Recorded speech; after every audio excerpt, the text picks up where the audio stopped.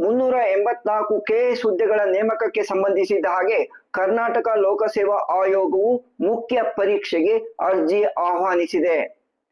February 10ರಂದು ಪೂರ್ವಭಾವಿ ಪರೀಕ್ಷೆಯ ಫಲಿತಾಂಶವನ್ನ ಪ್ರಕಟಿಸಿ ಮುಖ್ಯ ಪರೀಕ್ಷೆಗೆ ಅರ್ಹತೆ ಪಡೆದ ಅಭ್ಯರ್ಥಿಗಳ ಪಟ್ಟಿಯನ್ನ ಬಿಡುಗಡೆ ಮಾಡಿದ್ದ ಕರ್ನಾಟಕ ಲೋಕಸೇವಾ ಆಯೋಗ 3 ದಿನಗಳ ಅಂತರದಲ್ಲಿ ಮುಖ್ಯ ಪರೀಕ್ಷೆಯ ಅಧಿಸೂಚನೆಯನ್ನ ಪ್ರಕಟಿಸಿದೆ.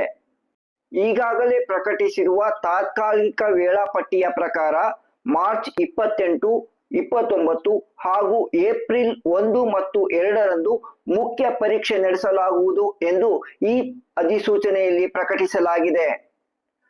ಫೆಬ್ರವರಿ 17ರಿಂದ ಅರ್ಜಿ ಸಲ್ಲಿಸಲು ಅವಕಾಶ ನೀಡಲಾಗಿದ್ದು, ಅರ್ಜಿ ಸಲ್ಲಿಸಲು ಮಾರ್ಚ್ 3 ಕೊನೆಯ ದಿನವಾಗಿರುತ್ತದೆ. ಪರಿಶಿಷ್ಟ ಜಾತಿ ಪರಿಶಿಷ್ಟ ಪಂಗಡದ ಅಭ್ಯರ್ಥಿಗಳಿಗೆ ಮತ್ತು ಪ್ರವರ್ಗ 1ರ ಅಭ್ಯರ್ಥಿಗಳಿಗೆ 300 ರೂಪಾಯಿ ಅರ್ಜಿ ಶುಲ್ಕ ನಿಗದಿಪಡಿಸಲಾಗಿದೆ.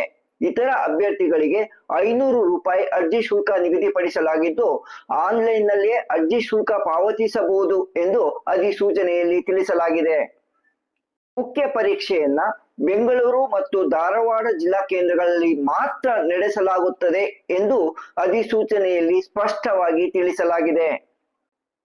ರಾಜ್ಯ ಸರ್ಕಾರವು 2021ರಲ್ಲಿ ತೆಗೆದುಕೊಂಡ ತೀರ್ಮಾನದ ಪ್ರಕಾರ ಮುಖ್ಯ ಪರೀಕ್ಷೆಗೆ 1:15ರ ಅನುಪಾತದಲ್ಲಿ ಅಭ್ಯರ್ಥಿಗಳನ್ನ ಆಯ್ಕೆ ಮಾಡಲಾಗಿದೆ.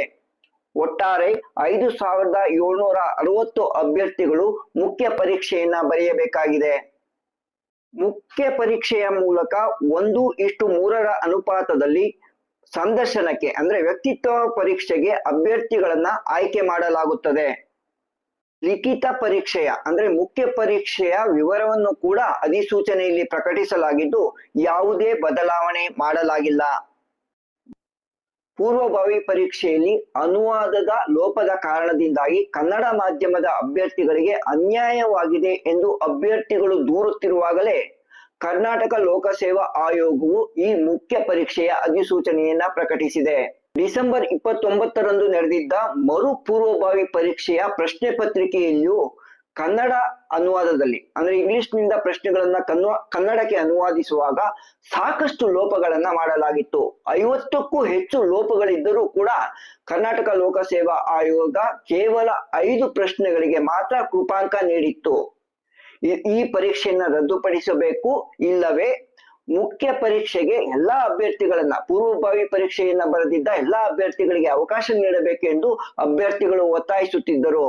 ಈ ಸಂಬಂಧ ಹೋರಾಟ ಕೂಡ ನಡೆಸಿದ್ದರು. ಆದರೆ ಇದನ್ನ ಪರಿಗಣಿಸದೆ, ಅಭ್ಯರ್ಥಿಗಳ ಬೇಡಿಕೆಯನ್ನ ಪರಿಗಣಿಸದೆ ಕರ್ನಾಟಕ ಲೋಕಸೇವಾ ಆಯೋಗ ಕೇವಲ 5 ಪ್ರಶ್ನೆಗಳಿಗೆ ಕೃಪಾಂಕ ನೀಡಿ ಪೂರ್ವಭಾವಿ ಪರೀಕ್ಷೆಯ ಫಲಿತಾಂಶವನ್ನ ಪ್ರಕಟಿಸಿತ್ತು. ಕನ್ನಡ ಮಾಧ್ಯಮದ ಅಭ್ಯರ್ಥಿಗಳಿಗೆ ಅನ್ಯಾಯವಾಗಿರುವ ಕಾರಣಕ್ಕಾಗಿ ಮರು ಪರೀಕ್ಷೆ ನಡೆಸಬೇಕೆಂದು ಅಭ್ಯರ್ಥಿಗಳು ಕನ್ನಡ ಮಾಧ್ಯಮದಲ್ಲಿ ಪರೀಕ್ಷೆ ಬರೆದ ಅಭ್ಯರ್ಥಿಗಳು ಒತ್ತಾಯಿಸುತ್ತಿದ್ದು, ಈ ಸಂಬಂಧ ಕರ್ನಾಟಕ ರಕ್ಷಣಾ ವೇದಿಕೆ ಮತ್ತು ಅಭ್ಯರ್ಥಿಗಳ ರಾಜ್ಯ ಮಟ್ಟದ ಸಂಘಟನೆಯಾದ ಅಕ್ಸಾ ಸಂಘಟನೆ ನೇತೃತ್ವದಲ್ಲಿ ಇದೇ ಫೆಬ್ರವರಿ 18ರಂದು ಬೃಹತ್ ಪ್ರತಿಭಟನೆಯನ್ನ ಬೆಂಗಳೂರಿನಲ್ಲಿ ಆಯೋಜಿಸಲಾಗಿದೆ. ಇದಕ್ಕೆ ರಾಜ್ಯಾದ್ಯಂತ ಅಭ್ಯರ್ಥಿಗಳಿಂದ ಸಂಘಟಿಸುವ ಕಾರ್ಯ ನಡೆಯುತ್ತಿದ್ದು, ಬೃಹತ್ ಪ್ರತಿಭಟನೆ ನಡೆಯುವ ಸಾಧ್ಯತೆಗಳಿವೆ. ಇದನ್ನು ಮನಗಂಡಿರುವ ಕರ್ನಾಟಕ ಲೋಕಸೇವಾ ಆಯೋಗವು ಸರ್ಕಾರ ಒತ್ತಡದಿಂದಾಗಿ ಯಾವುದಾದರೂ ತೀರ್ಮಾನ ತೆಗೆದುಕೊಳ್ಳಬಹುದೇ ಎಂಬ ಕಾರಣದಿಂದ ಈಗ ಮುಖ್ಯ ಪರೀಕ್ಷೆಯ ಅಧಿಸೂಚನೆಯನ್ನ ತರಾತುರಿಯಲ್ಲಿ ಪ್ರಕಟಿಸಿದೆ ಎಂದು ಅಭ್ಯರ್ಥಿಗಳು ತಿಳಿಸಿದ್ದಾರೆ.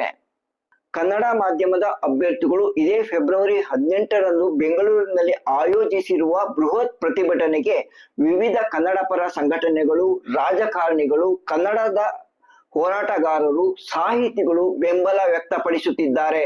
ಈಗಾಗಲೇ ಅನೇಕ ಮಾಧ್ಯಮಗಳು ಕನ್ನಡ ಮಾಧ್ಯಮದಲ್ಲಿ ಪರೀಕ್ಷೆ ಬರೆದ ಅಭ್ಯರ್ಥಿಗಳಿಗೆ ಆಗಿರುವ ಅನ್ಯಾಯದ ಕುರಿತು ಸರ್ಕಾರದ ಗಮನ ಸೆಳೆಯುವ ಕೆಲಸ ಮಾಡುತ್ತಿದ್ದು, ಕರ್ನಾಟಕ ಲೋಕಸೇವಾ ಆಯೋಗದ ಕ್ರಮವನ್ನ ಖಂಡಿಸುತ್ತಿವೆ.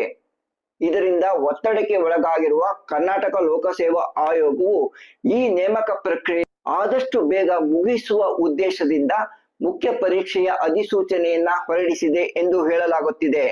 ಈ ನಡುವೆ ಮುಖ್ಯ ಪರೀಕ್ಷೆಗೆ ಸಂಬಂಧಿಸಿದ ಅಧಿಸೂಚನೆಯಲ್ಲಿ ಕರ್ನಾಟಕ ಲೋಕಸೇವಾ ಆಯೋಗವು ಅಧಿಸೂಚನೆಯ ಕೊನೆಯಲ್ಲಿ ನೀಡಿರುವ ಒಂದು ಪ್ಯಾರಾವು ಅಭ್ಯರ್ಥಿಗಳ ಆಕ್ರೋಶವನ್ನ ಇನ್ನಷ್ಟು ಹೆಚ್ಚು ಮಾಡಿದೆ.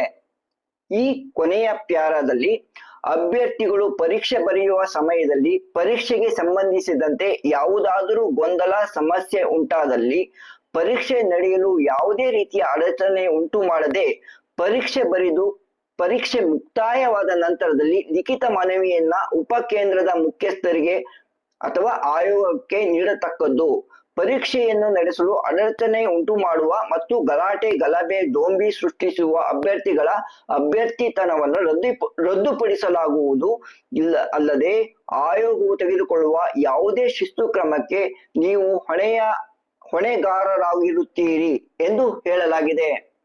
ಇತ್ತೀಚೆಗೆ ನಡೆದ PDO KS ಪರೀಕ್ಷೆಯ ಸಂದರ್ಭದಲ್ಲಿ ಅಭ್ಯರ್ಥಿಗಳು ಅಕ್ರಮ ನಡೆಯುತ್ತಿರುವುದನ್ನ ಪತ್ತೆ ಹಚ್ಚಿ ಗಮನಿಸಿ ಆಕ್ರೋಶ ಪ್ರತಿಭಟನೆ ವ್ಯಕ್ತಪಡಿಸಿದ್ದ ಕಾರಣಕ್ಕಾಗಿ ಕರ್ನಾಟಕ ಲೋಕಸೇವಾ ಆಯೋಗವು ಅಧಿಸೂಚನೆಯಲ್ಲಿ ಈ ಎಚ್ಚರಿಕೆಯನ್ನ ನೀಡಿದೆ. ಇದು ಅಭ್ಯರ್ಥಿಗಳ ಆಕ್ರೋಶವನ್ನು ಇನ್ನಷ್ಟು ಹೆಚ್ಚು ಮಾಡಿದೆ.